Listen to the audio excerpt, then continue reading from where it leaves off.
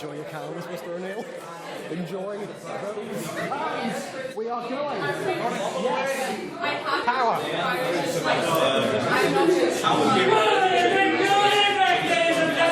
You didn't see this one coming, did you? And welcome to this, the 19th ordinary meeting of the 169th session of the Queen's University of Belfast Literary Scientific Society! There we go. Yes, about time to get this meeting underway, I'd say. Good evening and welcome one and all to this meeting. Very good to see you. It's a very cosy turnout once again. That is always quite a pleasant change. So the motion this evening is this house regrets, no, it's this house believes Big Pharma has done more harm than good.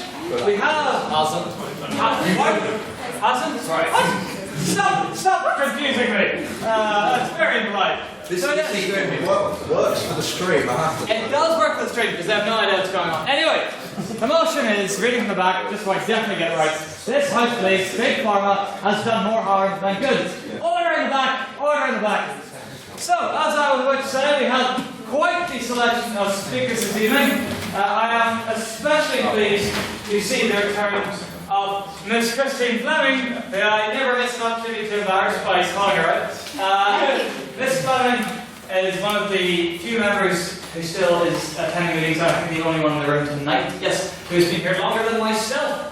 And she actually hasn't given a speech in about 3 years, I think. 3 years. So this should be interesting. So yes, we have just a few announcements to get through this evening. I shall start us off with the conclusion in our AGM announcement series. I couldn't keep that. So, over the past couple of weeks, we have discussed the positions. Order, come on, folks, come on. I know I'm not standing in front, that's per usual, but let's not talk. So yes, over the past couple of weeks, we have discussed the positions of training officer, social officer, outreach officer, technology officer, external and internal convener. You look as though you want to say something else. So tonight we shall be discussing the executive.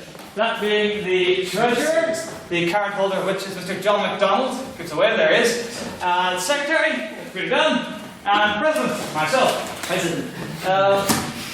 All these other words I can't struggle to say. So yes, a quick note about the executive, due to the dreadful rules imposed upon us by our most loathed enemy, the student union. Are you sure about that, sir? Yes, we'll get on that later. Yes, if you want to stand to be a member of the executive next year, you need to be a student at Queen's, and you need to be... Technically, we've had this confusion in the past. Technically, you need to be a student at the time of your election, not necessarily when you're in the post, but no, you do need to be both. So yes, only stand for it if you're a student at both the time of your election and when you're in the post. With regards to the treasury, you're in charge of money, obviously, acquiring sponsorships, keeping track of what's going in and what's going out, and just pestering companies up and down the land to give us their money. Anything in particular you'd like to add, John? Oh yeah. So dealing with the terrible system that is the top form system. Yes. The finance office is an archaic nightmare that we dread dealing with. It is quite terrible. But don't let that put you off. It's really a wonderful job. Otherwise, we have secretary. Peter Dunn. So secretary is the chief administrative officer of the society. They are in charge of taking the minutes of the weekly debates, the minutes of the council meetings. They are in charge of writing the agendas for the council meetings, yes, and also they're meant to be in charge of the order papers, but I really love the order papers, so I have the order papers this year. Also, emails, they have to write the occasional email to the mailing list. What else? Room bookings, they're going to be in charge of booking the rooms. Mr. Dunn, you'd be a much better explainer of this than I. What else? I think we've given everything just to stand. So just to stand. I'll stand. Just implore people to go for it. I've had great fun being secretary and making fun out of Calvin for the past year. Justifiably so.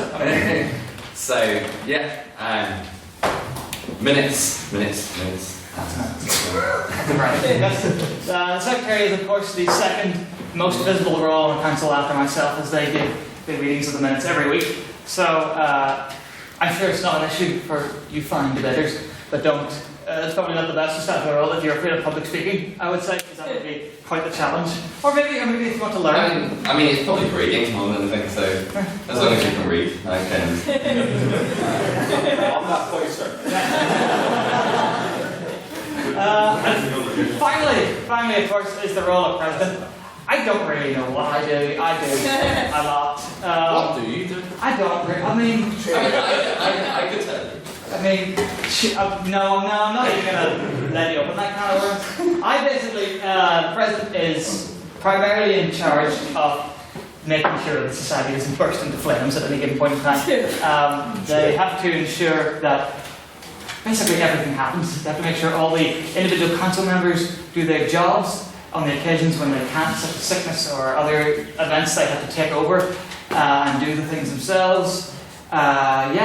Basically, they need to know how everything works and how to keep everything working. You've got to be able to stand in front of the room and keep people at least vaguely entertained, or, as I prefer, mildly confused for an entire evening. You've got to be able to, be a friendly, welcoming face to you miserable people out here. Sorry, did I say that out loud? But yes, there are no rules against standing for the presidency without ever being on council. Some other society committees societies would have a rule in their constitution that says you have to have a year experience. That doesn't exist in ours because it generally isn't required. People who get in always are, the people with the most experience. Certainly, I never served on council, and it worked out reasonably fine. But yes, I said reasonably. I added a qualifier to avoid this exact situation. But here we are. But yes, so it's not really advised that you stand for president if you've never been on council. It's not really advised that you stand for president even if you haven't been on council, but you have been on another society committee, because every society works in a very specific way. And like I said, the president needs to know exactly how the society works and how to keep it working. We have weekly debates, we have weekly council meetings, we have a whole host of other events on every single week, and you've got to know how to do the stuff, basically, to keep it all going. So yes, now that everyone has been officially briefed on all of the positions, it is my pleasure to announce that nominations are now open. To nominate we're going to amend the Constitution in a couple of ways over the next couple of weeks, so I'm just trying to make sure I get this right. What I put up in the post on the Litter Reform in the next few days will be the exact rules, so this may not quite be verbatim or gospel or whatnot, but anyway. Don't nominate yourself, really. You can, and we have in previous years, but it's better if you get someone to nominate you and then you need someone to second you. So you need to be nominated and seconded. You can nominate yourself, but ideally just get someone else to do it. And you can't second yourself. Email info@litterific.org. Again, this will go up, so don't worry, but info@litterific.org. And again, this template will go up. But you say something to the effect of, the nominator's name, do hereby nominate the person. So let's say, I, Matthew Bradley, do hereby nominate Matthew Bryson for the position of permanent president Uber Alice in the 170th session. I believe this nomination will be seconded by so-and-so. Whoever is seconding needs to email in as well. We no need to enforce being a student for nominating and seconding. There's no point really. To vote, you're going to need to be a student. So we'll get on that later, but make sure you don't lose your student card in the next couple of weeks. You need to be a member. You need to be a paid member to stand and to vote, and you cannot pay me if you haven't already. That's closed, as we've discussed. Otherwise, everyone who stands, nominations will be open for 2 weeks. They'll close about a week before the AGM, at which point manifestos will go up. Again, manifestos we'll talk about later. They're short, don't worry about them. And I think that's about everything. So yes, info terrific, get emailing, get nominating, and I look very much forward to seeing the potential composition of next year's council. So, everything else, yes, and the competition for next year's council. And don't forget, please do attend the AGM. It's Tuesday 13th of March. And you know, democracy, yeah. It's not that great, guys. It's pretty epic. So, I will blitz through the rest of the announcements. So, we have a debate with Ulster University coming up very shortly. Indeed. Our token UU student over here.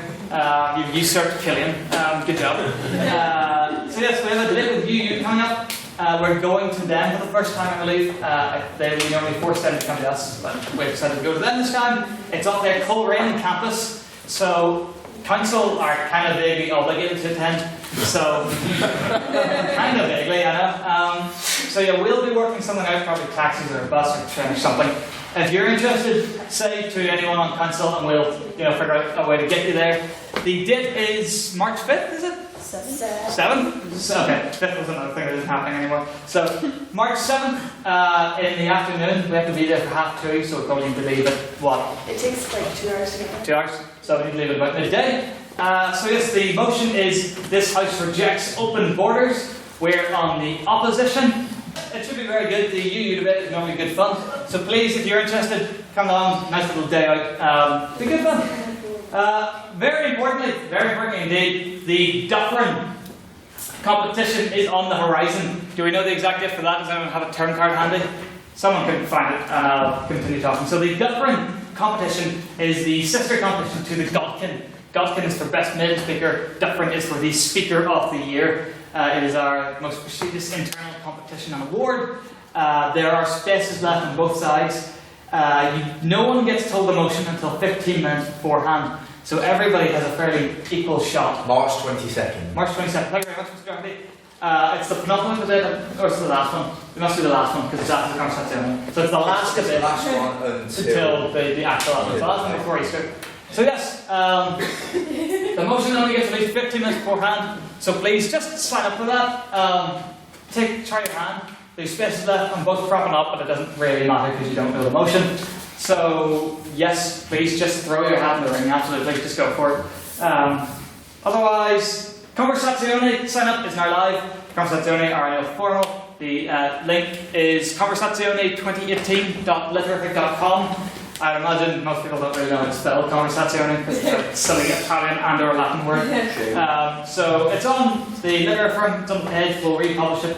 But yes, please do come to the conversazione. It is a great time. We have a bigger room than last time, an even fancier room, and we'll drop the ticket price down for With its own bar. With its own bar. With its own dark wood panelled bar. So yes, it's cheaper than last year, it's going to be bigger than last year. Is this the formal? Yeah. Oh, right. Yes. The conversazione is the formal. It's an old university word for formal. But yes, please come along for that. The menu is on the sign-up form, so you can have a look at the menu there. We should probably just release that. It'd be good for people to glance at. And yeah, there's actually tea and coffee is included in the price this year, unlike last year, and the price is lower than last year, so it's better in just about every way. We don't know where the after party is going to be yet. There'll be a reception in here.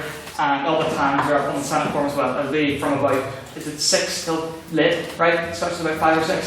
So it is a fantastic evening and a great way to cap off the year.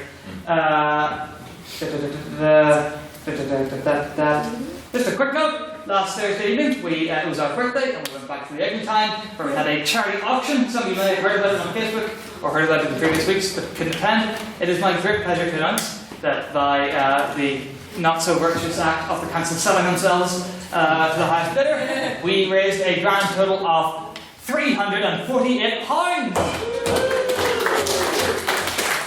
Yes. Well done indeed to all those who drove the price up. Looking at you, Mr. Doherty. That all goes towards our selected charity for the year, Shelter NI, or NI Shelter, one way or the other. You might want to learn that. I mean, I give it to Rag and they deal with it, so... Shame. Well, I'm supporting other societies. That's good. But yes, yes, very good, very good, very good. And 24 hours is a slave out of curiosity. it's going to be in a couple of weeks. I'm a tad busy for the next couple of weeks, but it'll be soon, and you'll all get to laugh at me, and it'll be hilarious, I'm sure. Lots of compromising pictures will be taken, no doubt. What was that? Sure. So finally, Yep, I could have sworn I had more, but Tomorrow. two things, yes. Big thing tomorrow. Yes. So, we are flanked today on both sides by two very special competitions. Yesterday we had our annual schools comp. It took place from about 10 in the morning until about 4 in the afternoon. It was fantastically well attended. It had featured a fantastic final lineup that was all female. It was very, very good to see. The winner was Bethany. I don't remember the names of the winners, but Matthew was the winning team. There we go. And yes, it was very, very good indeed. Fantastic work by Miss Carberry O'Neill and by Miss Vetter. Sadly, Miss Carberry O'Neill isn't here, but I'm going to say posthumously because it's funny. Let's posthumously give Miss Carberry O'Neill a big round of applause.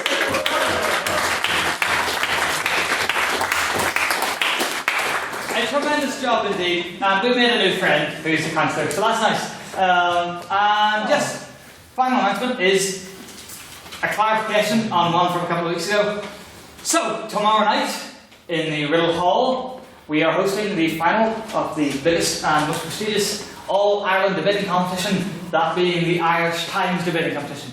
It is the combination of weeks of work and whatnot, and it is sure to be a fantastic night. Now, I previously mentioned this a couple of times, including at the Reformation debate, which took place in the Union Theological College. At that time, I was working under information supplied through miscommunication. It's horrifically phrased. But I mentioned that it was not open to the public. That's not quite true. There is a reception and a dinner, which is invite only, and that's for all the newspaper folks and whatnot. But the actual debate itself is open to everyone. It's black tie or as smart as you can arrange with 24 hours notice. Like I said, it's up the Riddle Hall, which is down Strandmillis. I'm sure all you know the Strandmillis Road. Just keep on walking, and you'll get there eventually, or you'll walk into a lake. But yes, it would be fantastic to see as many of you there as possible. It's the last time it was here was 5 years ago. It almost certainly won't be here again for quite a few years. Almost certainly again, whilst we're still at Queen's. And most importantly, Mr. Russell Nairn is speaking in the final.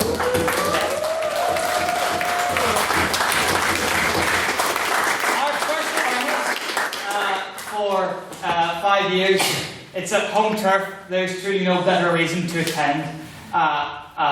So yes, please do come along if you can. And other than that, all that remains for me to say is that There's one more thing, Mr. President. Oh, is there? And tomorrow at 12 o'clock, please. Oh yes, training workshop is tomorrow at 12. So there's a training workshop tomorrow at 12. Is this... Kitty Hurt's not back in the country, is she? Just you? Yeah. So, just a letter, our training officer is running a workshop tomorrow, BP style refresher or intro. Refresher. Back to BP bit. Back to BP. So the duffering that I previously mentioned is done BP style, which is very similar to this. The main difference is that we call the speakers opening government and opening opposition and whatnot. It's like British parliamentary. And also the motion isn't released until 15 minutes beforehand. But due to the nature of you not knowing the motion until right before it begins, that presents a unique set of challenges when writing and preparing your speech. So this workshop will prepare you for that. If you're interested in speaking the different, I urge you to go along. It's at 12? Yeah, 12 in the SU. 12 in the SU. Yes, covering 3 and 4. There'll be Jaffa cakes. There'll be Jaffa cakes. I always promised this. It's a good So yes, please do go along to that. There aren't many training workshops left, I imagine, but there aren't many weeks left. So get the training in while you can. But again, all that remains for me now to say is to welcome to read the minutes of the 18th ordinary meeting our splendiferous secretary, Mr. Peter Dunn.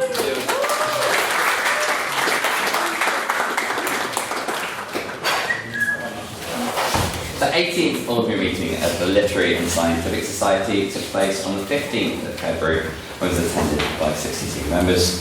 Unfortunately, the President had some bad news to share with the House. The brilliant Reverend Paul Bailey, who guest chaired the blasting debate, had been involved in a car accident the President had been informed and thus be out of action for several months. He therefore extended the motion to the House to extend our sympathies. This was then passed unanimously. The President then brought up a motion to the House to also give its sympathies to the family of Edmund Doherty, as his great uncle had passed away.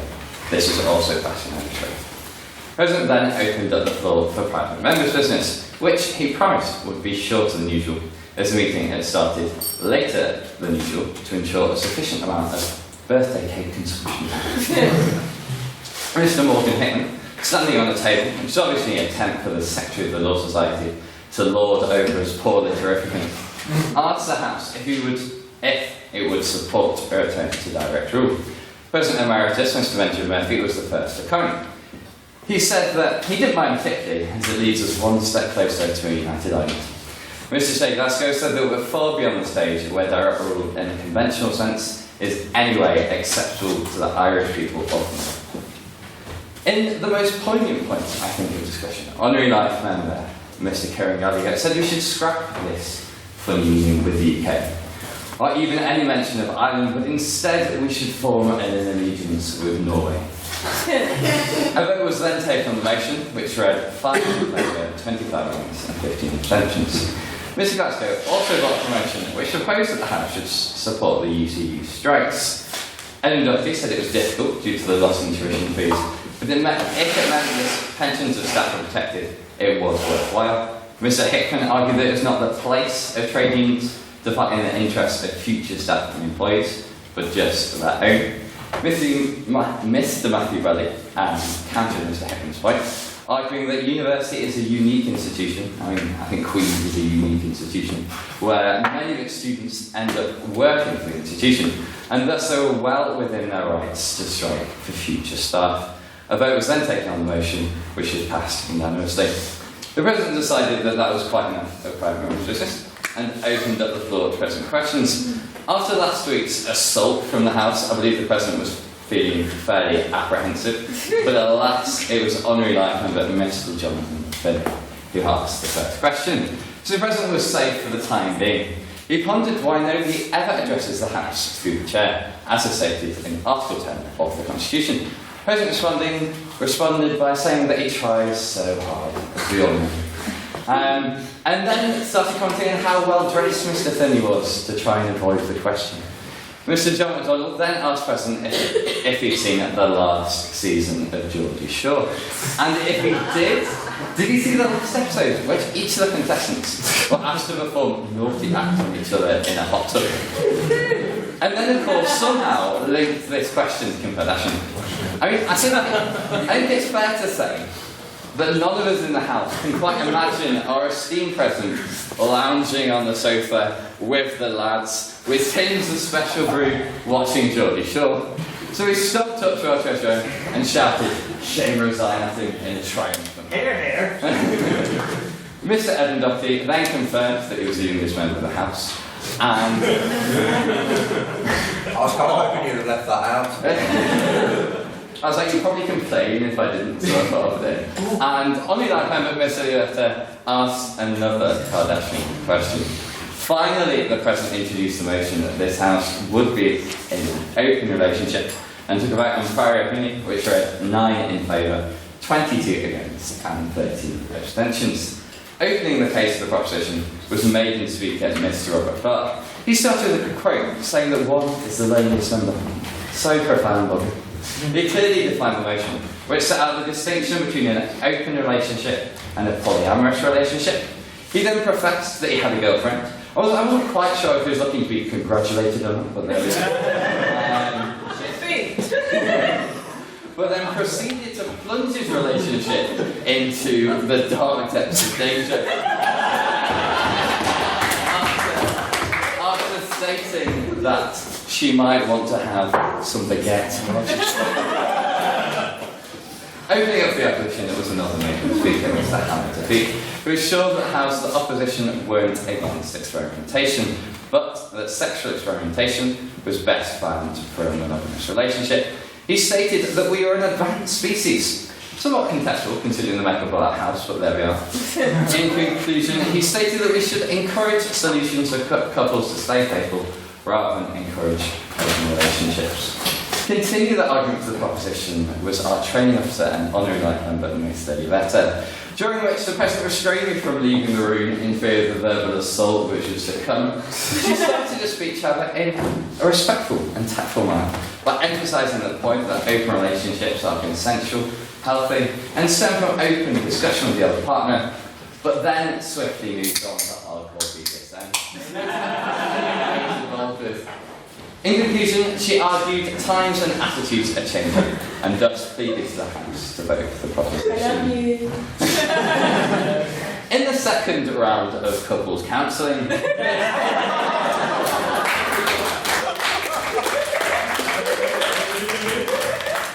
Miss Kara Swale, the suitably annoyed girlfriend of Mr. Don, who was justifiably embarrassed. She focused on the potential ramifications of and the individual's sexual health, citing the great potential risk of having multiple partners. She ended up her argument by stating that an open relationship would exacerbate tension within that relationship, foster jealousy, and make trust even more difficult. Rounding up the proposition was our social officer and current member of the laderific Mr. Conor Neal. After spending a minute saying that he was going to say things, he rebutted several points. In response to the opposition, claiming that being in an open relationship is animalistic, he entertained the House by turning around and doing an Elvis hound dog thing. To conclude, he argued that this was down to two clear ideologies, that monogamy and great banter. Concluding the debate was Mr. Jonathan Finley, HLM, who played the most poignant point of the debate, which were few and far between, I think it's fair to say, was that the motion made people feel embarrassed. As he argued, it's social taboo. He compared an open relationship to trusting someone not to steal all your things, and then just to give them all your belongings. The outcome, he argued, would be the same.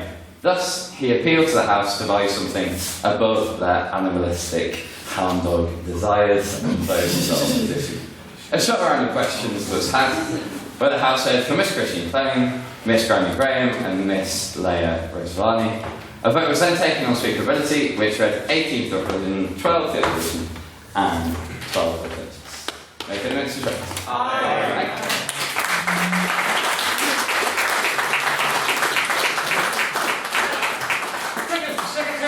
I'd like to point out that whenever you refer to our social officer as being a member of the latter, he shook his head in disagreement. Just moments before, if you've been listening really closely, you might just have heard the sound of a cold can crack. It's not an entire case, indeed. Also, this is going to be really big, and I apologise. But the person sitting between Mary Kate and Mr. Bryson, stop it. Stop it. I know what you're doing.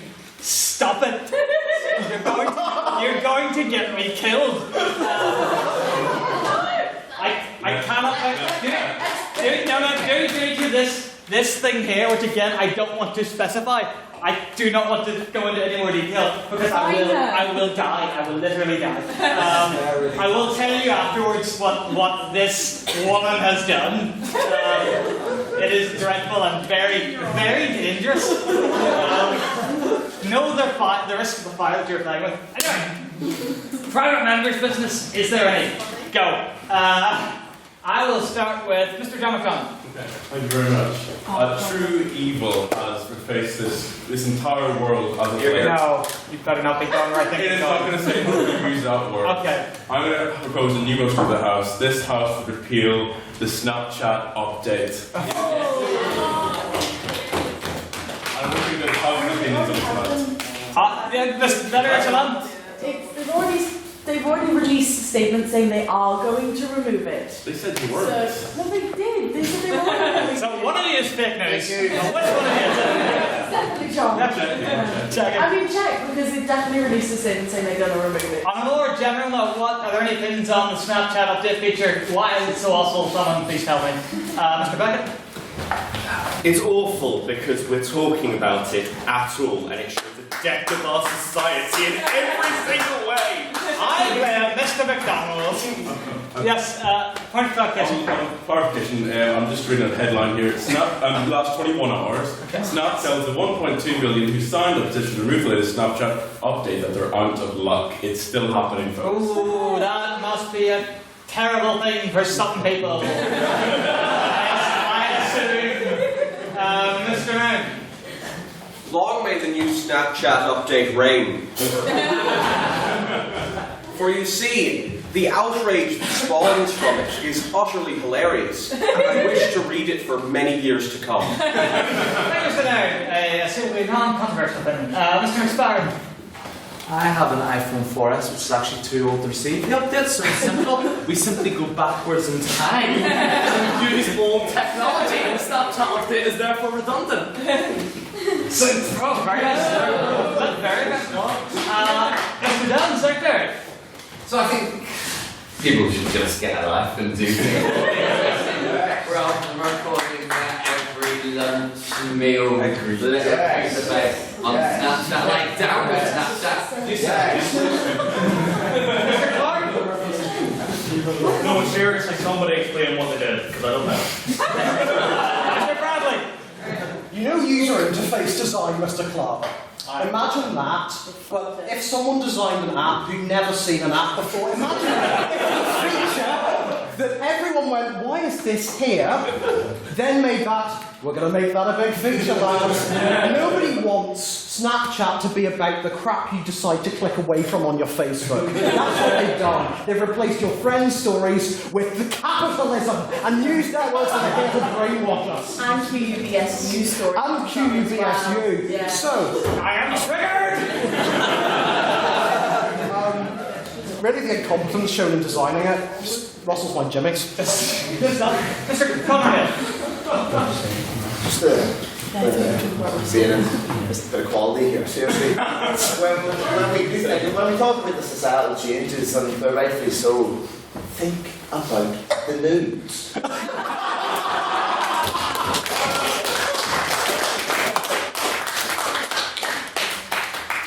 Must not comment. Must not comment. My girlfriend lives in Sweden. Must not comment. Must not comment. Mr. Sullivan. I think a related, but I think much more serious problem. Okay. Okay, I'm prepared for this. Give me something serious. Is like, if anybody hasn't bothered to update any of their apps that are made by Facebook, so WhatsApp, the Facebook app, Facebook Messenger, etc., you might have noticed recently that every time you use them now, a message pops up saying, your app is out of date and will soon stop working. Please update this app, or something to that effect. What this means is that Facebook has, to force you to update this app, programmed in a kill switch into all of their apps, such that if it gets too out of date, they'll make it stop working. So that even if you don't want their update, which don't have change logs, because then they'd have to tell you about all the spyware they're adding. Now, if you don't want those, well, you're out of luck. You have to. Why is this a thing that they're doing? Sounds dreadfully dastardly. I'll take one final point for Mr. Kieran. I think we're all being too harsh on the updates. I agree with Mr. Ned. I believe it keeps us up to date on very important news that I believe everyone in the house will be glad to hear. Yes. Such as the fact that Stormy Jenner, newest member of the Kardashians.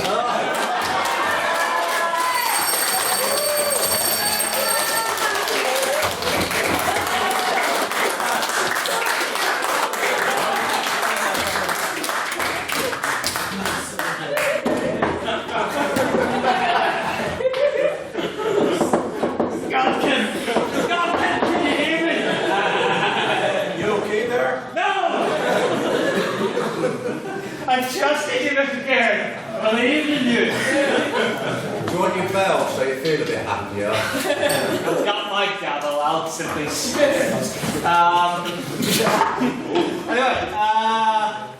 that's a bit of private members' business. I had a motion.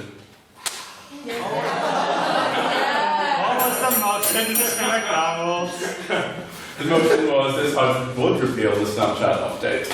Can I get a seconder? Oh my god. The motion of this House would repeal the Snapchat filter. All those in favour, please raise your hand. Oh, sorry, update. All those in favour, please. I'm mentally distressed at this point. I can barely see you, Mr. McDonald. My vision is blurry. I think I'm having a heart attack. My arm is numb. Stand up. All those in favour of repealing the Snapchat update, please raise your hand and say aye. Keep them up, keep them up, keep them up. 1, 2, 3, 4, 5, 6, 7, 8, 9, 10, 11, 12, 13, 14, 15, 16, 17, 18, 19, 20, 20. Keep them up. 20. 20. Shooting everyone. All those who would oppose the motion, please raise your hand and say nay. 1, 2, 3, 4, 5. Carried. And all those who really couldn't give a toss one way or the other. You have to vote, yes. You have to vote. Please raise your hand and say nay. 1, 2, 3, 4, 5, 6, 7, 8, 9, 10, 11, 12, 13, 14, 15, 16 seconds. I've got one from God. He says men as well. Second, please read back the vote. So that's 20 votes for repealing the Snapchat update, 5 against, and 17 abstentions. Plus humans and the letter officially disapproved of. Mr. Dunn is now contractually obligated to contact Snapchat. So, the lyric debating only the most topical and sensitive and delicate nature motions of the day. Are there any other bits of private members' business, Mr. Nairn? Alright, so on a much less important matter of business. That's not what we really need right now. Alright, so as a Literafican, I am possessed of an unholy and all-consuming hatred of the SU. Despite this fact, one of our own number, in what I can imagine is only a masochistic expression of self-flagellation, he's running for VP of Postgraduates. Therefore, I would like to, and have perhaps been goaded into, putting the motion before the House that this House supports Calvin Black's campaign for VP of Postgraduates.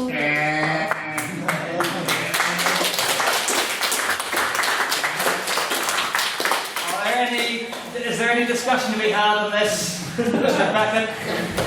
Do you feel this is the first step forward in a complete ginger domination of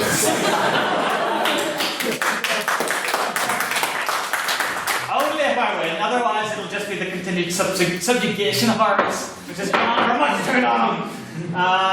Mr. Doherty?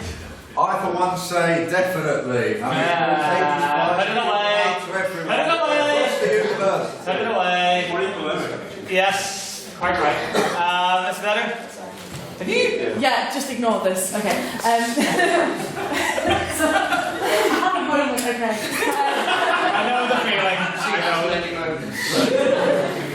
Do you not believe that in the end we all become this thing we hate?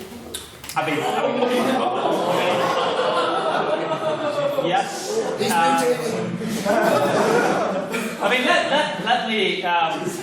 Let me pause the recording. Don't pause the recording. Okay. If you touch that again, there will be fire. From your eyes, I presume. It's only because you're not using a Mac. Let me stand in front of the microphone to maybe stop from picking it up. No, it's closer. You're closer. Stop over there. Projecting away. Stand there and face the wall. Mr. Black, if you whisper to me and then I can yell it and then you technically didn't say it. Now, the point is that should I win, be under no illusions or misconceptions, my first and foremost loyalty will be to this house. My second loyalty will be to burn the blooming place down.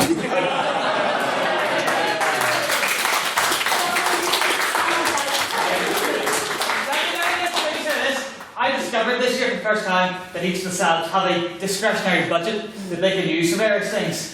Take 3 guesses where I'll be putting all of mine. Also, in a shameless act of self-promotion, seeing as I'm just doing this now, apparently. I'm completely imputing the honour of this role as self. No, that was provided by the union, so no. If I win, first debate of the 170th drinks around me afterwards, so that should be a pretty good incentive. Right. All I was going to say is I think he's a bit of a fruit, really, but he kind of killed it by the fruit cake, I'll take that. Friday? Firstly, thank you for giving me more work editing the recording to cut all of that out.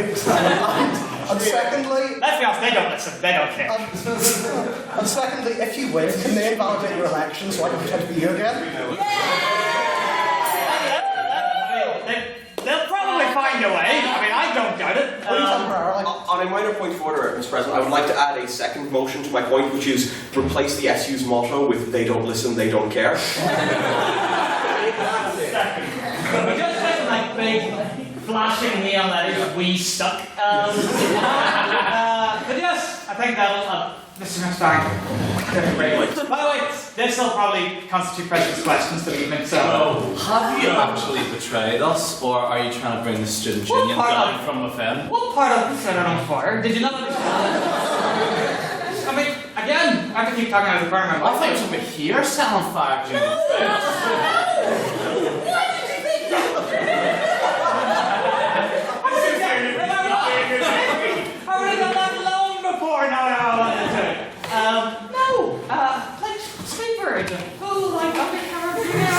But it's getting torn down anyway, like what's the point? But I think in a spiritual sense, it's what I'm going to do. But yes, anyone else going on? This person? Can you remind the House to also vote for Maria McQuillan?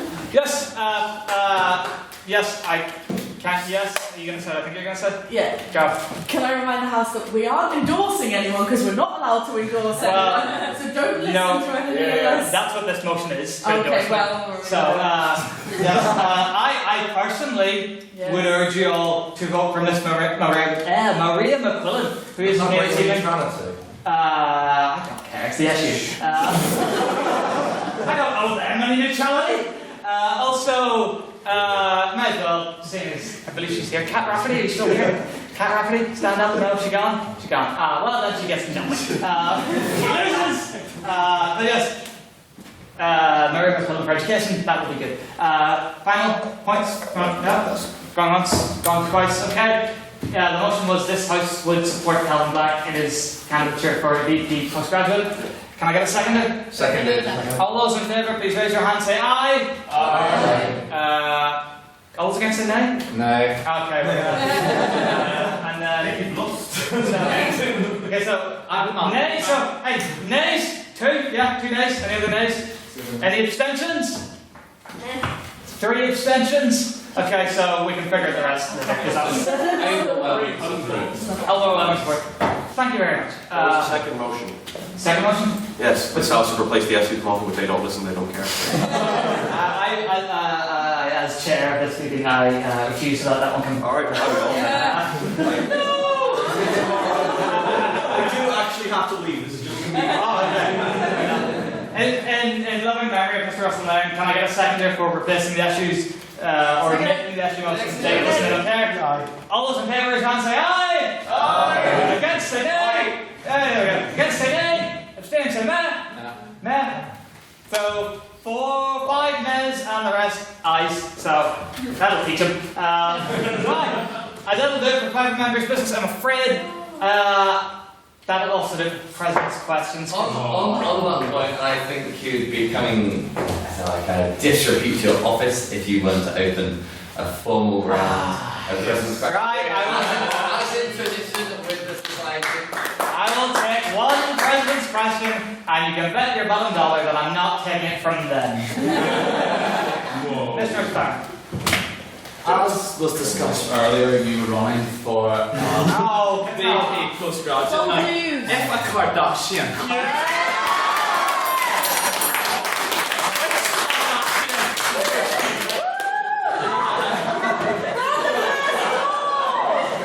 It's locked! It's never been welded shut!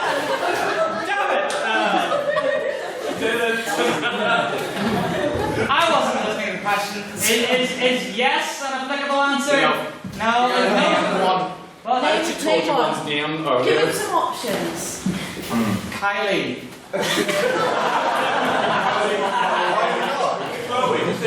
Chloe. Is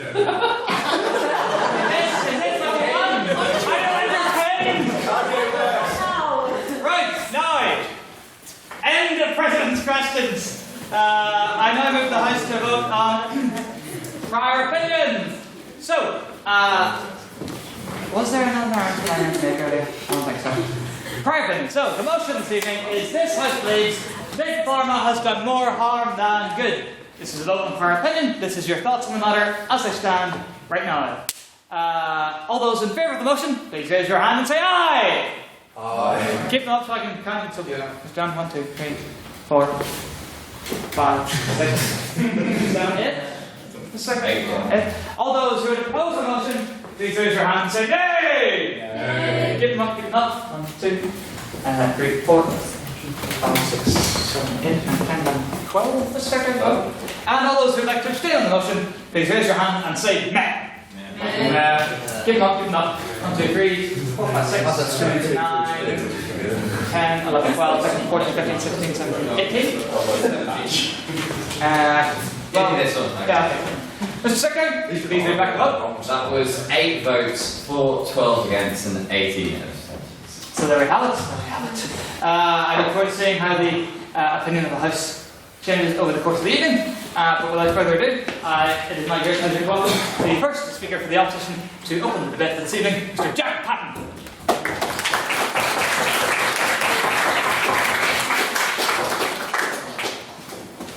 This was slightly more rushed than it should have been, so you may have to forgive me some stuttering.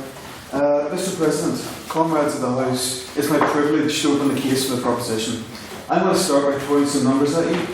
Then I'm going to discuss 2 examples of negative actions of pharmaceutical companies. But I have to start by giving 2 apologies. The first is that I don't come from a medical or pharmaceutical background. I'm going to butcher any medical term I have to use in this, and I'm going to butcher it badly. The second is that while I normally try and keep my speeches very light and fluffy and entertaining for all of these, this one gets very dark towards the end, so that may in fact anger some of you to a particular level.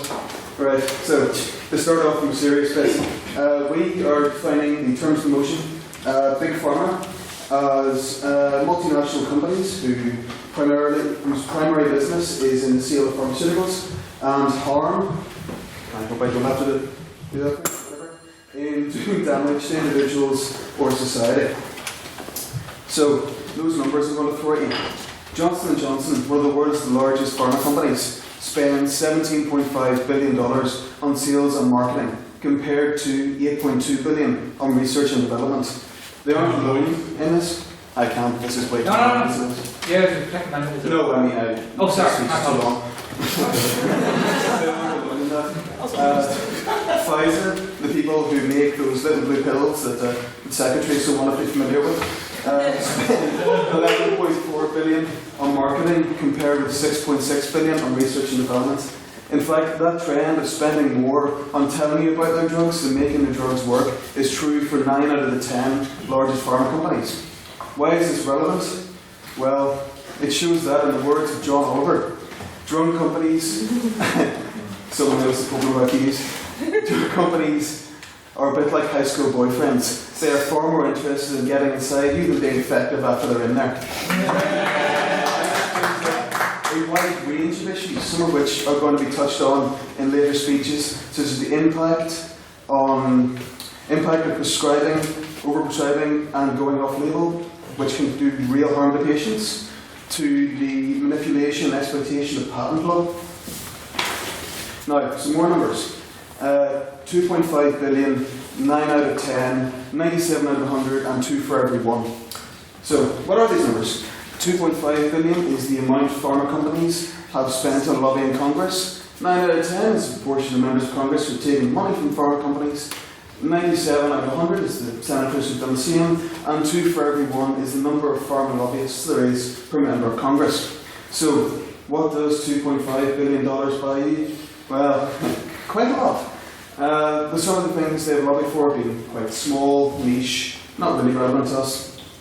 Some of them have been utterly brazen.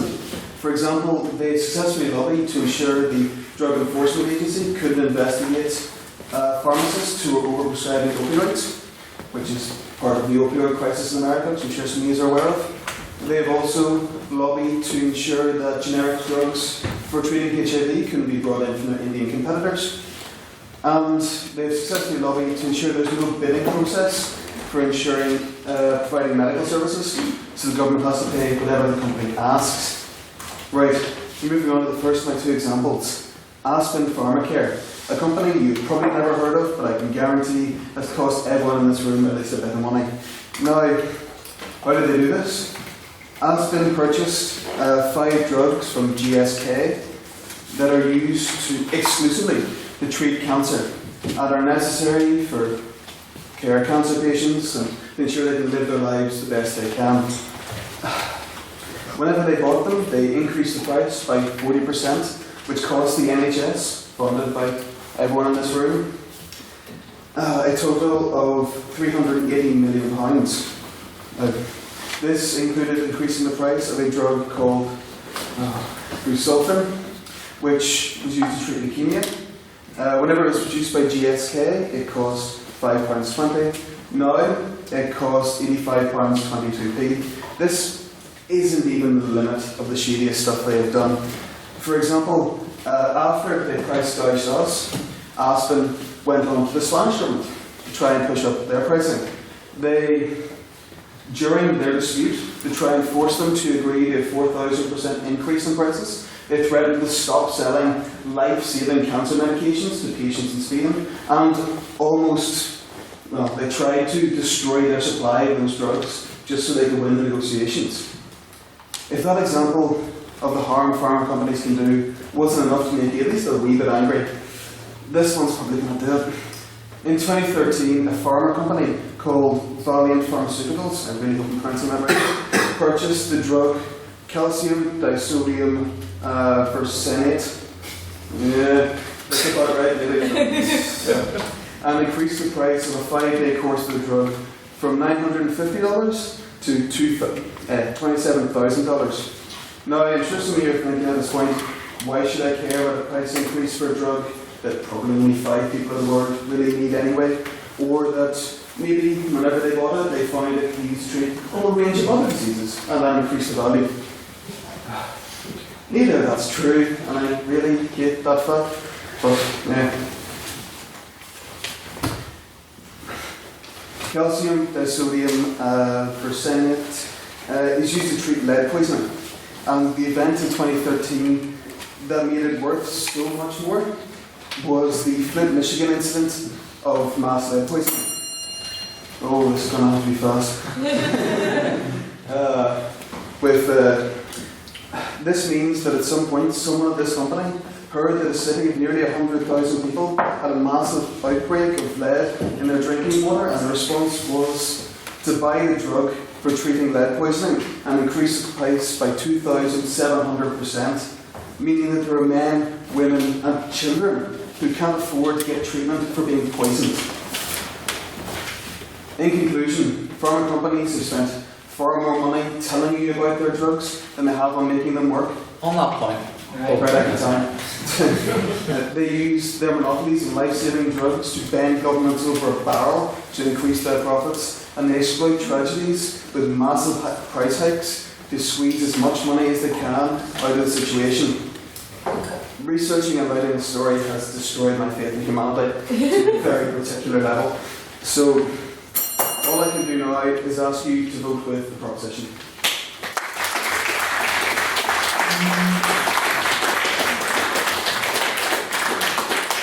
Thank you very much, Mr. Patton. And now to continue the case for the opposition, Ms. Christine Fleming.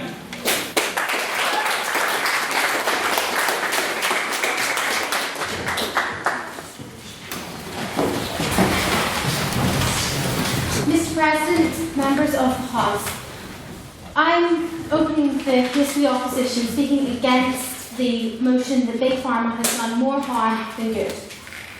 We're not arguing that Big Pharma is perfect. We're not arguing that there haven't been terrible things done by big pharmaceutical companies. I'm not disagreeing that some of the examples you gave were terrible, and there are other terrible examples. However, saying that big pharma has done more harm than good is a massive over-exaggeration, I believe. Yeah,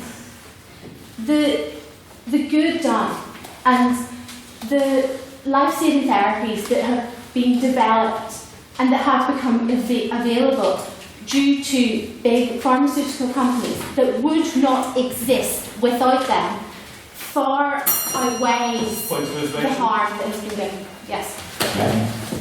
Many of those treatments are revolutionary, but they're developed by small bioware firms and by political groups, and then bought by Big Pharma. Big Pharma merely distributes. Okay, right. I'm actually going to get on to that, but yes, a lot of the initial discovery and development of new pharmaceuticals is carried out by small companies. A lot happens in academia. However, small spin-off companies or academia do not have the funds to take these compounds through clinical trials to approval and to be available to patients. If there were not big companies, then yes, we could have compounds that are going to cure cancer, compounds that are going to cure AIDS. They're just going to be compounds in a lab. They're not going to get through trials. There's not the funding for that. And that's why big pharmaceutical companies, they outsource a lot of the initial development steps because that's something that academia is so good at.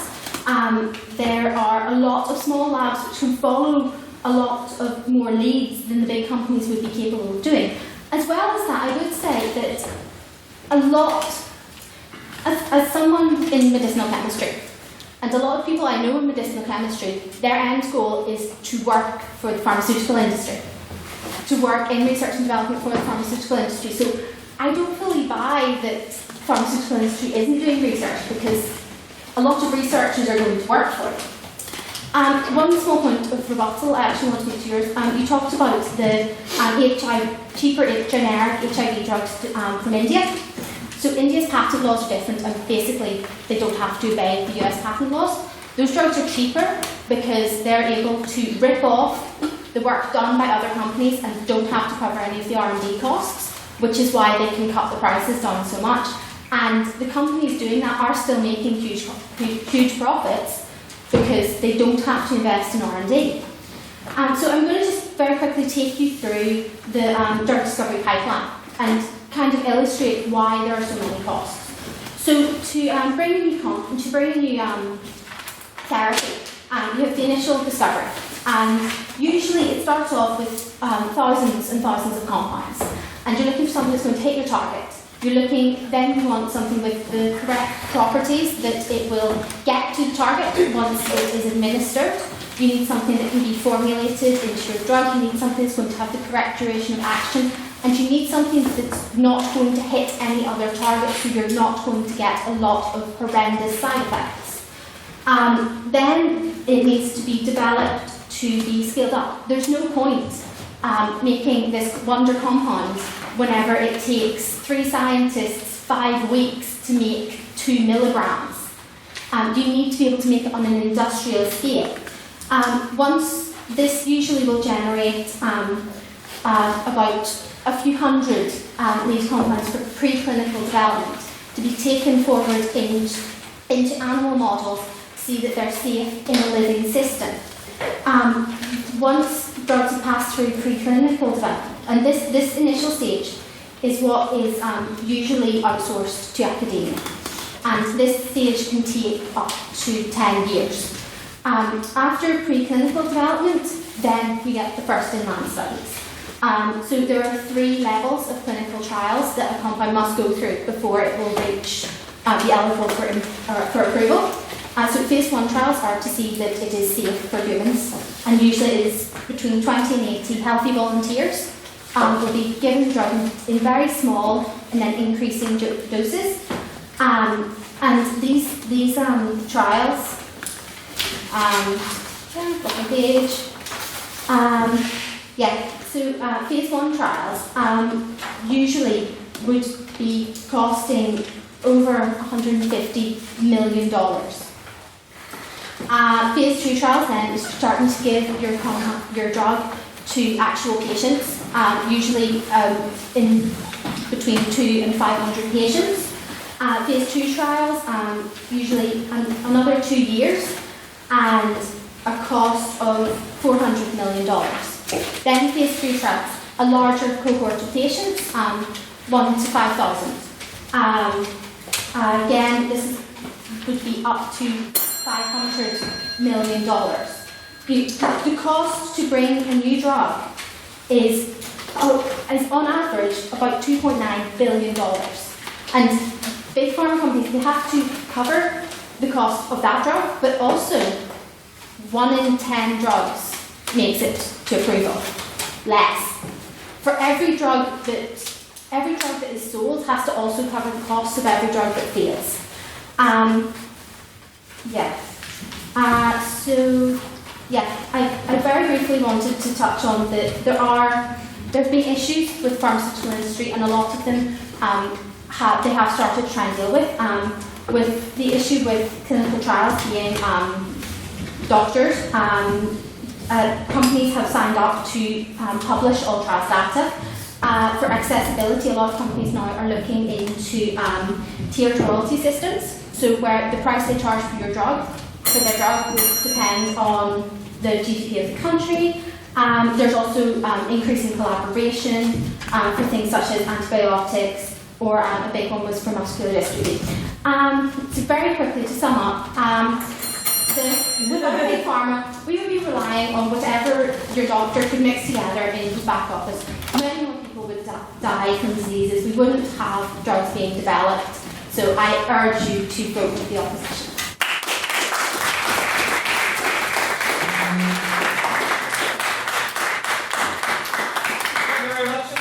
It's worth bearing in mind that Miss Fleming comes from a talent society when the average speech was about 10 minutes long and given by Finn. That's why she went so much over time. I would now like to welcome and apologise as the order papers are incorrect once again. But yes, I'd like to welcome Mr. Ted Pye.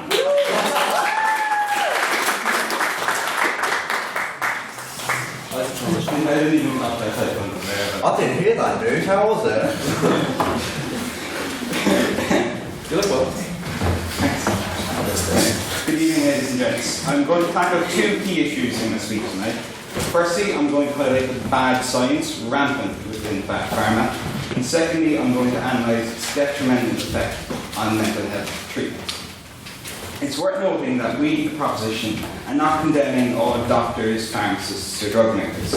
In the vast majority of cases, these people do their jobs in good faith. Society as a whole recognises this. We have seen firsthand the wonders of modern medicine and what it can do for people. But if only it were as simple as good, wholesome doctors providing cures to their patients. Suppose you visit the doctor because you're suffering from bouts of depression. You take the drugs from your doctor because you have faith in medical science. You believe it will cure you. You follow the dosage recommendations, say 1 pill 4 times a day. You start to feel a little funny because of the side effects of the drugs. But you believe the pills are working because they're clearly doing something. Like, they must be curing my depression because I'm also getting the erectile dysfunction that the doctor said I get. So, well, if your doctor had prescribed you one of the 20 million Prozac prescriptions given out every year in the UK to treat your depression, there was only a minor chance that it was curing you at all. Eli Lilly, the manufacturer of the drug Prozac, has conceded in internal memos that there is only statistical correlation that Prozac alleviates depression. What this means is that a brisk walk, a chat with a friend, or some heroin would have been just as good. Woo! The heroin a little better. There are many cases where big pharma companies have promoted drugs that have turned out to be, at minimum, ineffective and at most deadly to patients. On that point, Yeah. can you give us an example? Literally. Roboxetine, an antidepressant manufactured by Pfizer, is another prime example. 7 trials were done comparing reboxetine to a placebo sugar pill. Of those 7 trials, 1 gave a positive result for reboxetine, and that was published. But of the 6 trials that gave a negative result for reboxetine, they went unpublished, left hidden from the eyes of doctors and patients. Imagine if I flipped a coin 100 times, but withheld 50% of those results. I could make it look like I had a 2-headed coin. But all it would mean is that I was a chancer and you were an idiot for letting me get away with it. The big pharma are the chancers and we are their idiots.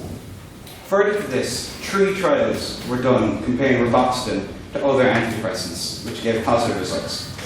But yet 3 times as much patient data collected showed reboxetine was worse than other antidepressants. This data, of course, went unpublished. Big Pharma's reasoning for doing this is plain to see, as outlined by First Off. What company will go out of their way after spending hundreds of millions to publish data that shows that their products don't work? This means doctors are left with a biased sample of studies to read. In the entire field of medicine, it is estimated that half of all drug trials are buried. How are doctors able to provide treatments that they know will work for the patients if they're only ever given half of the story, the good half? So not only are Big Pharma trying to make it look like drugs are effective when the data suggests they're not, they're also willing to get doctors to stop using drugs that work for their own ineffective drugs. People fighting depression will do anything to alleviate their illnesses. This is where Big Pharma does its biggest harm. It capitalizes on the pain of these vulnerable people for profit. Rather than relying on evidence-based research that we all believe they are doing, instead they are cherry-picking and twisting science to fit what suits. On that point, Yep. it sort of sounds like, you're saying there's a conspiracy theory here by Big Pharma, like there's some secret guys in the lab who don't tell us that, without actually giving evidence to back up this is actually happening. Well, I've just listed 2 drugs and all the trials that but I know, look, I sound like a bit of a conspiracy theorist, but conspiracy theories exist because there's a small little bit of truth. But I'm not saying that the entirety, as I've pretty much outlined, the entirety of Big Pharma are all out there just to get money from us. So you're the minority is? No, back no. But in every conspiracy theory, there's a little bit of truth where that comes from. And what I'm saying is that these trials that we know they do and that go unpublished, it's very selective. Very selective. So, this is where Big Pharma does its biggest harm. It capitalizes on the pain of these vulnerable people for profit.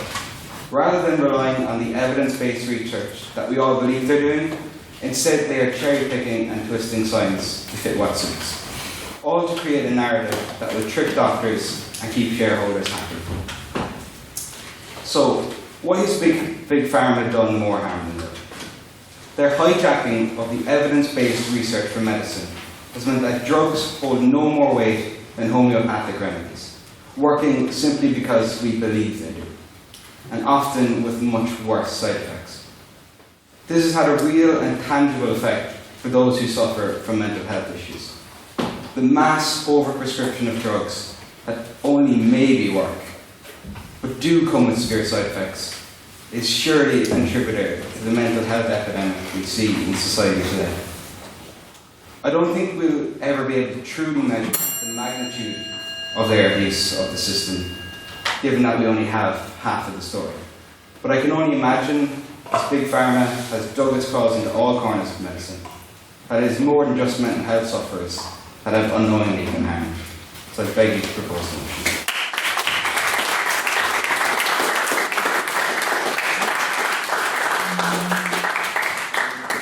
Thank you very much, Mr. Pine. And now to continue the case for the opposition, please give a big welcome to Mr. Oaken McSparran.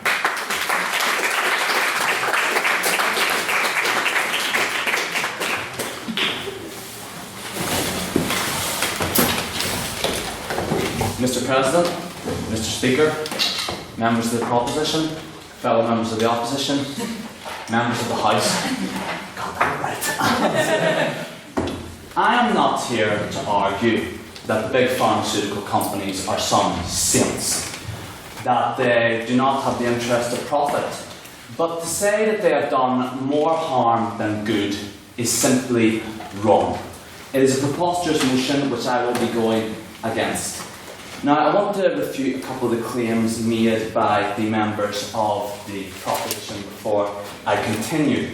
There is this idea that Big Pharma does not want to give cures, does not want to help out people. However, in 2013, the US Food and Drug Administration approved a cure for hepatitis C developed by Gilead Sciences, a big US company which had a similar drug which could have simply controlled hepatitis. As well as that, Marex and Glaxo both developed a HPV vaccine, which was again FDA approval. HPV is responsible for 20% of cancers. They could have simply gave people chemotherapy and made a fortune, but they made the morally right decision, and what they did is they gave a drug which cured people. So to say that Big Pharma is just in it for the profit and does not want to cure people is a blatant stereotype, and a stereotype which we have to go against. Now, I have said that they are interested in profits, but too often we don't celebrate the achievements of the big pharmaceutical industries. Now, I want to take us again, as I'm very fond of doing, in a journey through time back to 1941, where it was discovered how to mass-produce penicillin by the Pfizer company. Now, why was this so important?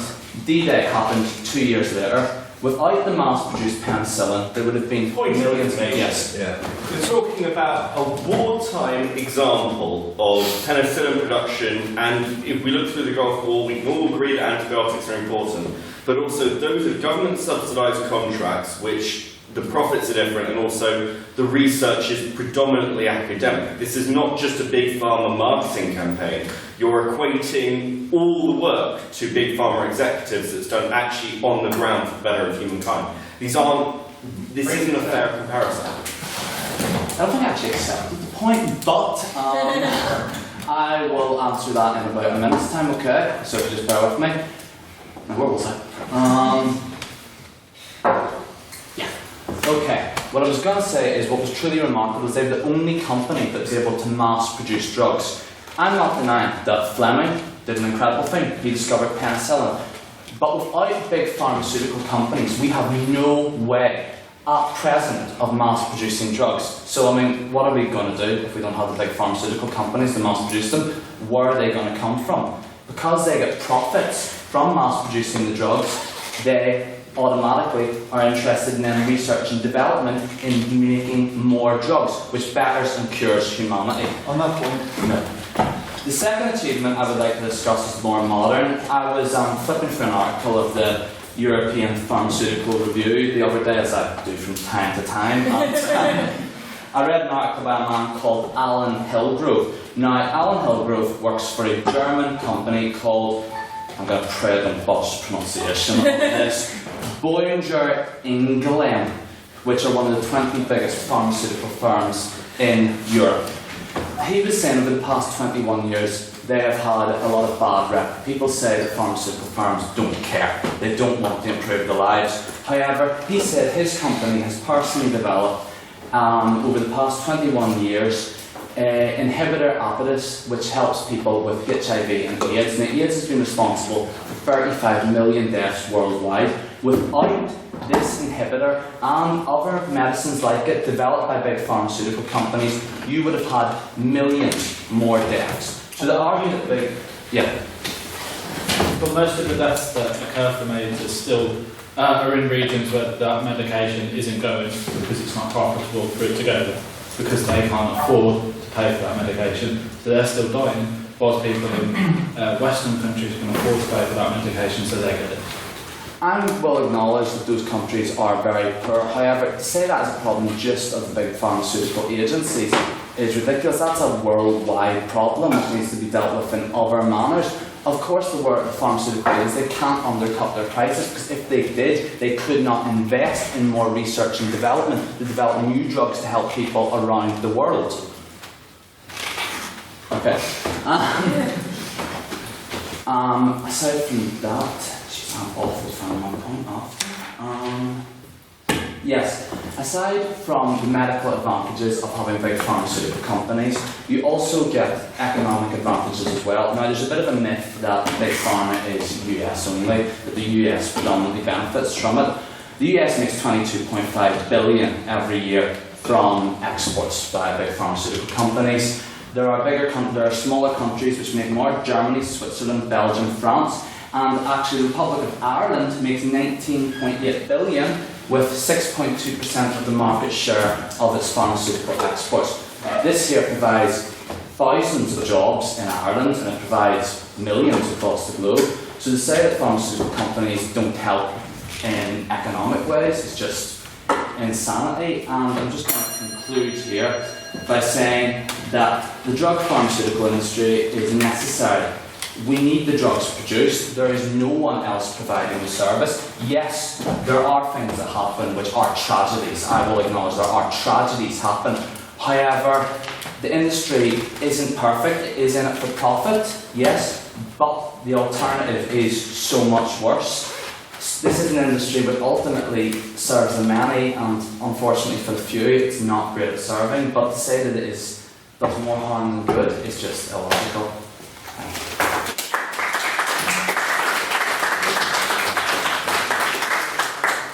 Thank you very much, Mr. McSparren. And just before this next speaker gives his speech, Little puts to bed a crumpled, very suspicious-looking piece of paper was thrust into my hand. It had what appeared to be a Shutterstock logo at the bottom, and yet it also appeared to be a PhD conferring the title of Doctor to our next speaker. So I very skeptically welcome Dr. James Beckett.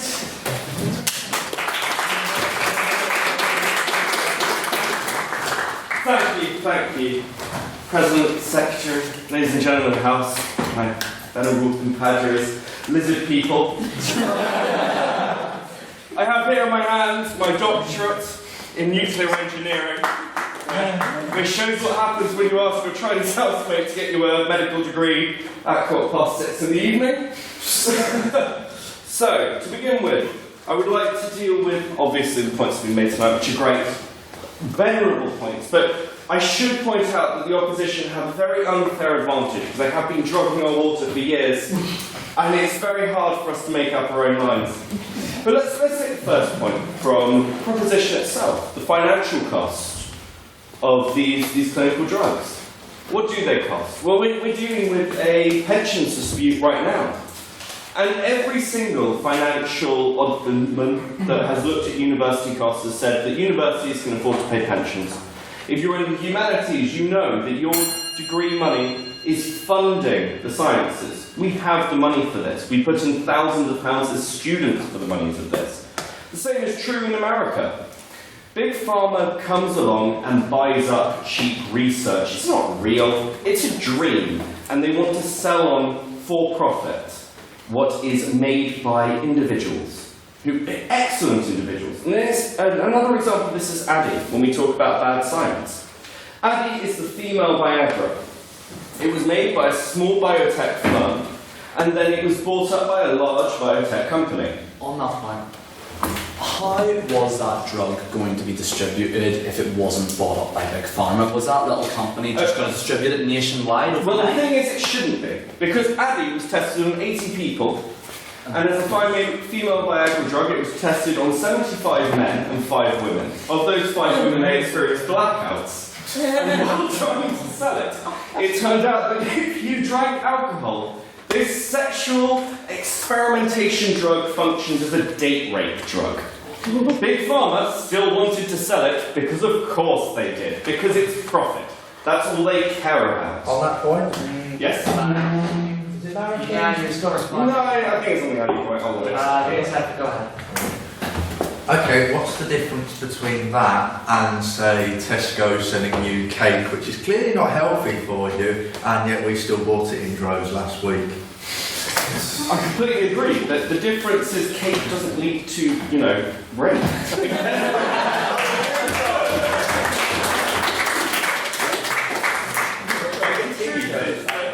Big Pharma's done more harm than good. You don't look back through history and look at the Black Death and say, oh God, I wish Big Pharma was here. Maybe if Big Pharma were there with some form of anti-parasitic, less people would have died. Well, then we should be inventing time travel, not preventing it. Big Pharma patents people's genetic coding. It takes ideas that should be for the free market. When you look at things like the internet, the best things ever existed. They're things that were given freely to the people. The idea of even antibiotics, which I'll admit are an amazing thing, disseminated by Big Pharma, and yet they're disseminated to such an extent for profit that they're becoming non-effective. Because they want to prescribe it for everything, because they want to sell something. When we look at HIV medication, we look at the fact that Africa is in the middle of an epidemic, but they can't afford the drugs. These are cheap drugs. An interesting comparison is snake venom. The current snake venom antidote is 98% effective. No one is making it anymore because it's not profitable. So future snakebite victims will have to deal with inferior drugs and it is profit, not person. And I agree with you that Big Pharma... I think just without getting into an ideological debate, just like we can have this debate about the capital, the free trade market, and its do's or don'ts, but whenever it comes down to it, these companies operate under profit, but what makes profit? It's competition, it's good product. They don't make bad products for the products. No, I completely agree. But you're talking about a monopoly system. You argue that Big Pharma is not an American term, but we are talking about an American term. The original reason Big Pharma came about as an idea is the idea of pharmaceutical lobbies in the USA. And you're talking about... would anyone here gladly support the NRA because they're a large profit organisation who lobbies the US government? Of course not. These companies do harm. They restrict research. They restrict us. When you're talking about finances and our futures, when you're talking about birth rates or drugs prescribed to women under cesarean, even if we're talking about opioids, for example, an excellent example of painkillers. Opioids during the 1970s were considered too dangerous for public consumption. But that's not profitable. So the pharmaceutical companies went on a big campaign that everyone should have opioids, and now America is dragged into an opioid crisis. People will break their own arms just to get opioids. Yes. Well, obviously I'm going to concede that the opioid crisis is really, really bad. Surely an outright ban of all opioids is still a bad thing, because it means that people can't have morphine if they're in terrible, terrible pain. I agree. Because that's a sensible precaution. If you have a serious injury, you get morphine. But that's not how things have worked out. The argument is we can produce opioids, people will pay for opioids, therefore we should sell opioids. This is the ideology of the drug dealer you see on the corner, except the drug dealer knows you and has some form of ethics. I'm sorry, the truth is, this Big Pharma debate, no one's denying that medicine is good, no one's denying that the expansion of our medical knowledge is good. But I, as a person with a doctorate, must tell you that education and medication should be free. And they should be freely available. When we look at the healthcare crisis in America, more America than Europe, we're looking at up pricing for insurance companies. And when we look at the medication crisis in America, we're looking at the up pricing of medication. The ethical thing to do, as somebody with a doctorate, is to support the proposition. Thank you.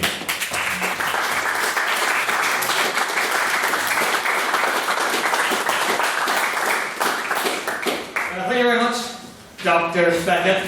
And now, to close the case of the opposition and indeed the debate, please give a warm welcome to Mr. Evan Doherty.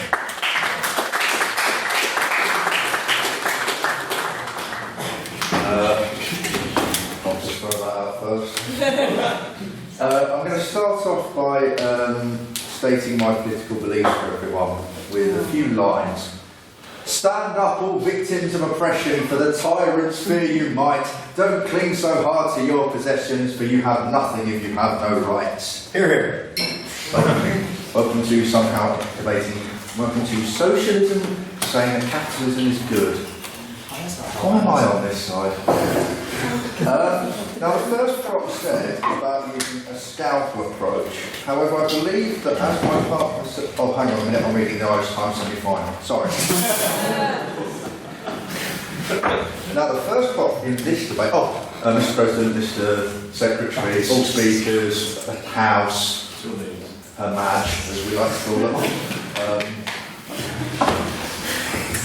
Sorry, I went back over there. First prop, what did first prop say? First prop spoke about marketing. He spoke about Johnson & Johnson. Am I right in saying that's a terrible name for a company?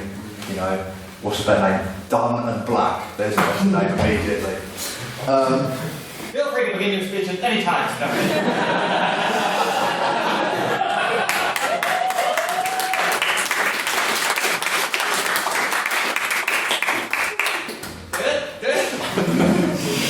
I've got about 30 of those. Anyway, he spoke about the marketing of Johnson and Pfizer. Point of information. We sit fire again. No! We sit fire again. I'm not sure I caught it. What? Are they really going to confiscate that if you don't get on? It's not a point of information. We're about the points. Get going. So, first speaker spoke about Johnson & Johnson and Pfizer and about their extravagant expenses on marketing. And he also spoke about drugs have become a private business and the fact that they all cost too much. But this is not a problem of Big Pharma. This is a problem of capitalism. And ultimately, he's arguing that we should not support Big Pharma and we should argue against these ideas of privatisation and things being made for profit and large amounts of marketing. We're going to have to fight every single company of capitalism in the world. I'd suggest starting with McDonald's, but ultimately this is not viable and this is not feasible. He spoke about issues on buying out Congress. There's a great scene actually regarding this in Michael Moore's Sicko, which I'll get onto him later. However, America is one country in the world, and to quote the Lord himself, Stephen Patrick Morrissey, America is not the world. And there are more countries in the world than America, and it's difficult to just focus on this one place. The world is 300 nations, and there are loads of places where you cannot just fly out of Congress. Order in the House, please. Then he spoke about the lead poisoning caused by the poisoning of the water in Flint, Michigan. Now, I agree this is an issue, however, that meant that we almost killed Michael Moore, and we finally didn't have to listen to his useless documentaries. Second proposition. So, if you can make jokes about being a doctor, I can make jokes about this sort of thing. Second proposition mentioned Prozac, and as Dr. Dave Norbar once said, you read it with a bit of Balzac, and it's the century's remedy. What? It was what?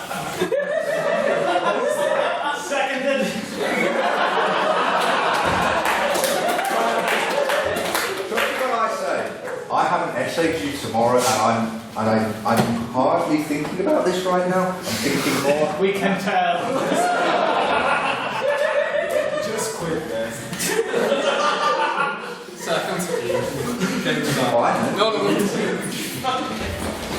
Second prop spoke about hiding the truth and the idea that that's what a lot of drug companies do. However, going back to the earlier point, what company in the world does not hide the truth? If we're going to change the hiding of the truth in Big Pharma, we're going to have to prevent the hiding of the truth in every company. On that point. Yes, Mr. Sullivan, go on. Give me some time.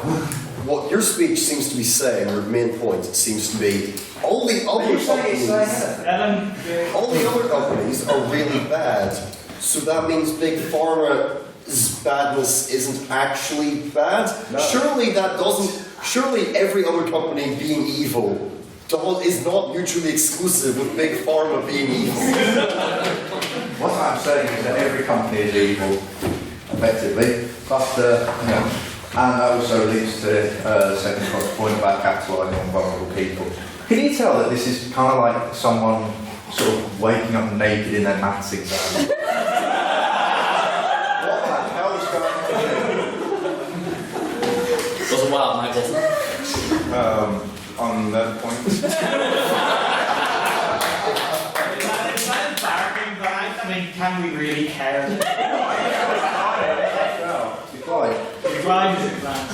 second prop also spoke about hijacking research. And because first prop used a John Oliver quote, I'll use a John Oliver quote. In which, on about McDonald's and about one of the guys from Mythbusters going to McDonald's, blah, blah, blah, he said, "So, are you being paid by the company that you are conducting an independent investigation to conduct that independent investigation?" The idea of hijacking research is completely untrue. I completely ran out of time. Maybe I should spend all this time making stuff up. And let's just talk about the own points and watch me speed run this. Okay, as was said by the first opposition, Big Pharma is definitely not perfect. However, this motion is clearly a massive over-exaggeration of what is actually true. As was said, there is very much a danger of untested and unlicensed drugs. This can be very much linked to the E-generation of the sort of late 80s and early 90s in the UK, in which several young people died because of the danger of unlicensed and not tested drugs that weren't tested properly. Also, the only real sustainable way to have the funding to make as many new drugs as possible is through business. And ultimately, no, that's another point, that's a rubbish point, that's a rubbish point as well. The only way to make pharmaceutical production on industrial scale is through Big Pharma.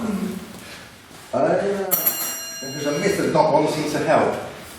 And let's be honest, hepatitis is a very dangerous drug.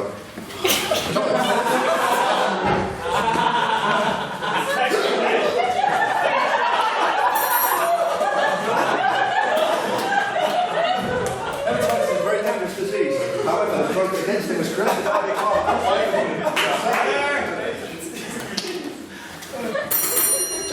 I've got nothing else to say. Can I tell the story of Thank you for that.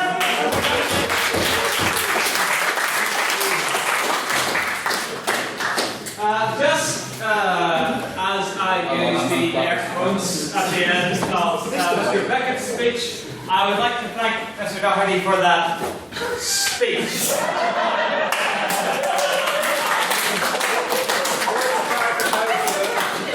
There were words that were spoken, it was a speech. See, what I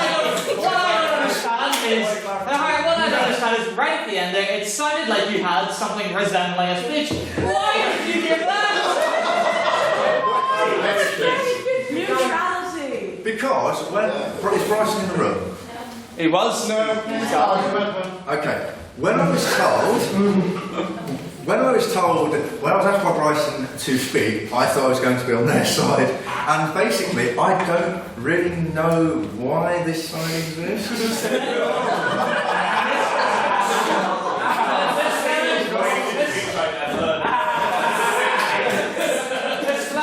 I think you'll agree with me that sounds eerily familiar to most of Finn's speeches. Anything else on their own side, not really talking about anything. Well, I think Finn was on a side of his own. Yes, that's true. Finn doesn't exist in this plane of reality. No, you have to live with him. Don't get him back. Point of order. We have our sympathies. Point of order. Yes, shall we proceed with questions? Is this?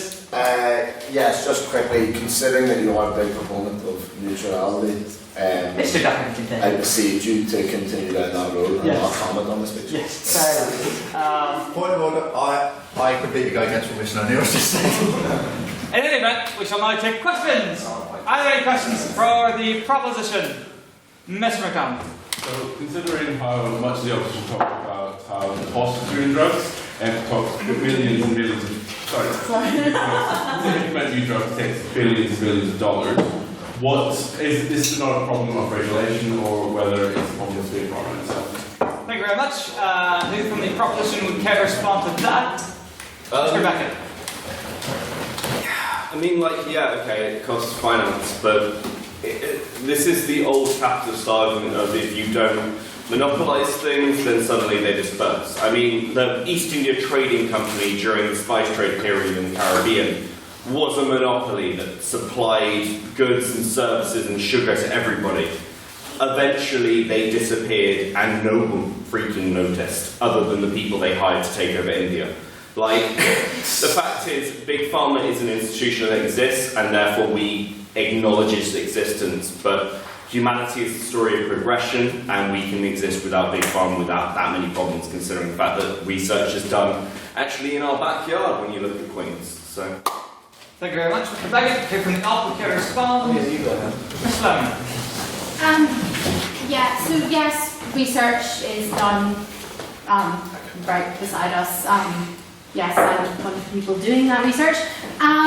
But to take a drug through human trials, small companies can't finance it. You need big pharma companies because they have to be big enough to absorb the cost of a failed drug. Small companies, if a drug gets to the final stage of clinical trials and you've invested billions of dollars already, and then it turns out it's actually not really effective in most patients, then just the company is gone, everything is lost. Big pharma can absorb that and kind of continue because they've got multiple pathways going. So yeah, that's kind of why we need this. Thank you very much, Mr. Fleming. Are there any questions now from the opposition? Mr. Hubble. So, sort of building on that, government can fund the costs. Before we had the NHS, it was said that private healthcare companies, private provision of health, in America, private provision of health is the only ones that can fund the costs. But no, the government and state can fund the costs of research and covering drug trials like they would in other public sectors. We can't have the NHS and say that healthcare should be publicly owned and the profit should be removed when we're sending vast amounts of our money in profits abroad to these companies. Thank you very much. Who from the opposition would care to take that point? Ms. Fleming. I will try and take it. Yeah, I don't see how governments are going to have the money to fund the costs, as well as that. I suppose one of the things with drug companies is they're so multinational. So I don't know, are you saying like just all governments should fund all costs for all clinical trials, which I just don't think is feasible? That answers. Thank you, Mr. Fleming. Who from the profit care to respond? Mr. Beckett. I agree with the opposition. Clearly, governments can't afford anything, and it's totally in their own areas and don't integrate with the wider community at all. Thank you. I'm not speaking joke. only I.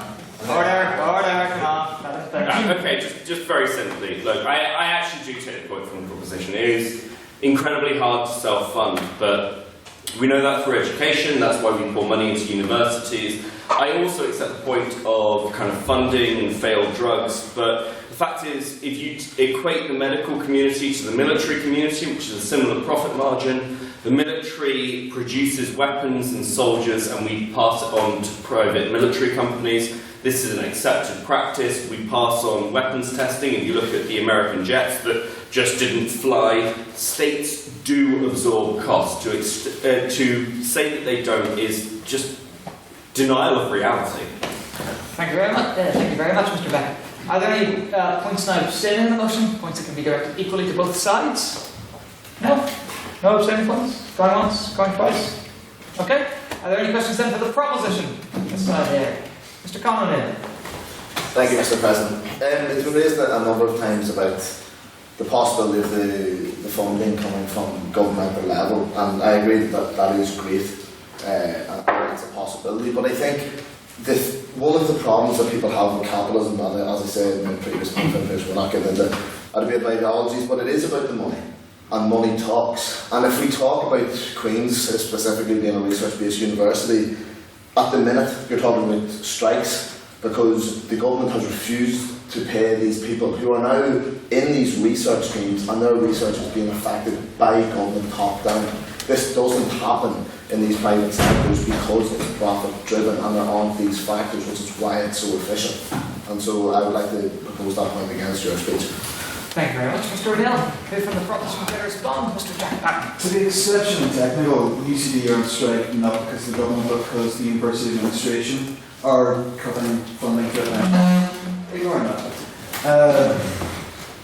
Government is the best alternative to Big Pharma. Yes, there are significant issues which will have to be addressed if that ever goes forward, but the point put forward by the opposition that the only alternative to Big Pharma is Small Pharma isn't really valid at this point. Yes, you've made that several times. You look shocked at this point. I have worse to do. Oh yeah, fair one. Yeah, only mostly we'll see. Government is the best alternative, at least from my point of view. Yeah, because government will always fund research, hopefully, in the best interest of people, whereas pharmaceutical companies will fund research in the best interest of profit. There is more money in a little blue pill that helps the secretary than there will be. Than there is in treating malaria, because only poor people get malaria. Yeah. Thank you very much, Mr. Patton. My question is, how do you know that the secretary takes that blue pill? Yeah, how do you know? Last week's speeches. Anybody from the opposition prepared to respond? Mr. McSparrow. Oh, no, not Mr. McSparrow. Right. Yes, Mr. McSparrow.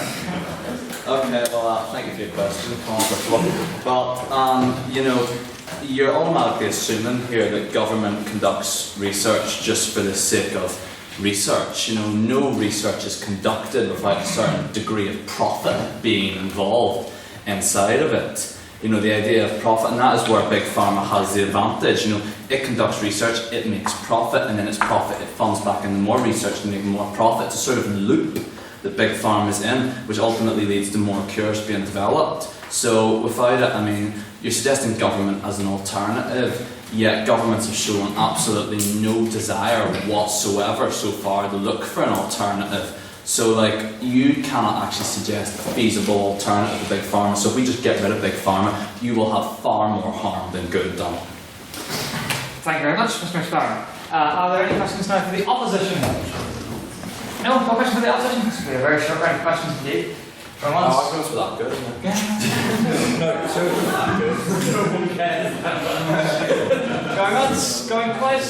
No questions for the opposition. Fair enough. One final question then. Do we have any abstaining points? No? Someone just... Would anybody like to make a final question? Mike, say something you don't care about, but please ask us a question. Can we be sarcastic? Yeah. Yes.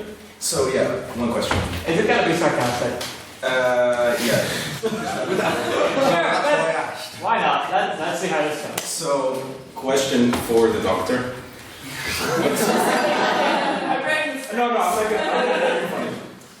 As a doctor's opinion, what do you think of the opposition saying that hepatitis is a drug? Okay. Good doctor. I'm gonna get personal. Okay, so You're not a pet doctor, are you? no, I'm not. So Mike, okay, so we have order. We have fucking time, it's fine. And I'll bring a bottle of water. I didn't even catch that. Fair enough. I wasn't sure you said it. Okay, so the reason I got my undergrad degree was because my mother had hepatitis C. I had to go and care for her, so I had to leave my job and everything else.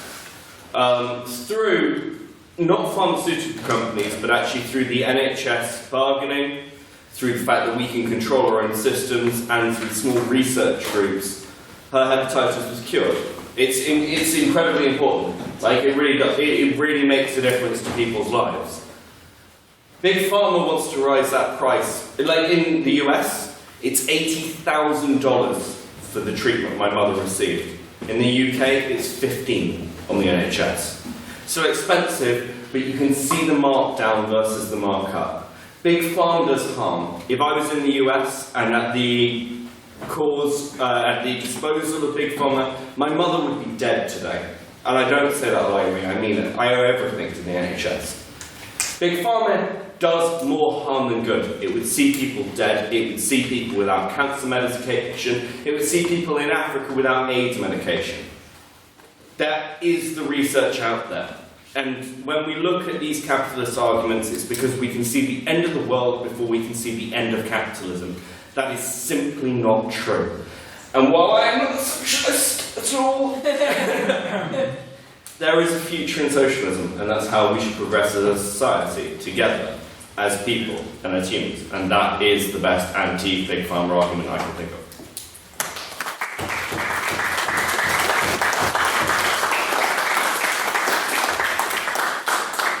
Thank you, Mr. Beckett. That was a classic example of when the tone of a question and answer just completely also, that was a good one. final response from the opposition. Mr. Duffy. Okay, so you spoke about your mother, and it's a very sad story. It's a sad story about my mother. So, my mother has a very disease called scleroderma, which most if not all of you have never heard of. And actually it's a very similar problem, is that it's very difficult to get drugs for it. And the main issue is actually the fact that there isn't enough funding in the NHS for this disease, that there are drugs readily available. This means that my mum actually has to rely on big pharmaceutical companies in order to get her drugs imported from America so that she can keep alive and continue to stay alive. So therefore, I think the idea that we need some sort of socialist revolution is complete nonsense, and forced to sing the Internationale once more. But I believe that this argument about we need a socialist revolution to ensure that these companies are gone forever ignores the fact that these companies do help a lot of people, especially those in countries where certain things, even in this privileged world that we live in, where there isn't enough state funding for certain diseases, and I think we need to remember that. Thank you very much, Mr. Duffy.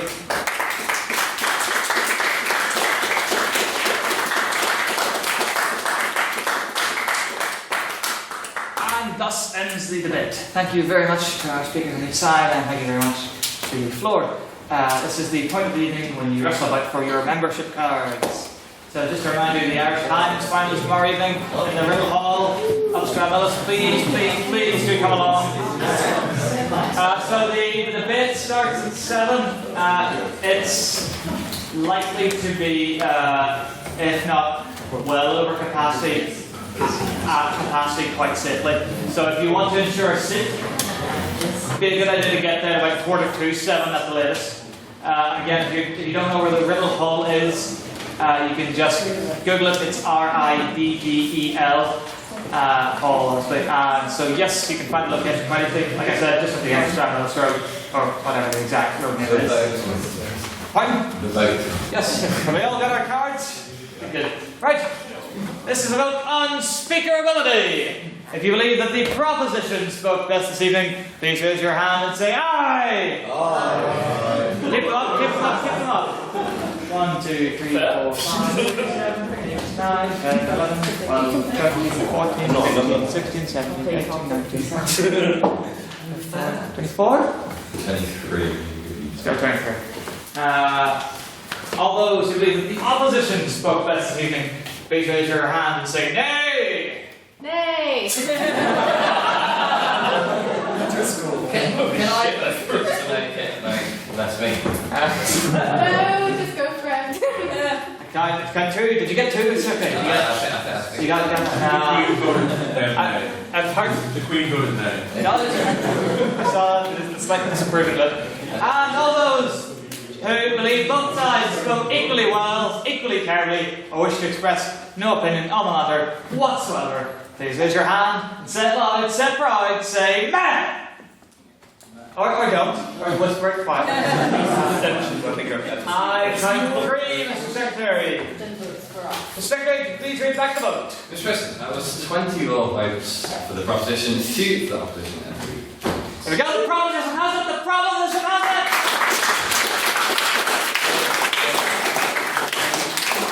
The time is just after 9:20. I do hereby declare this meeting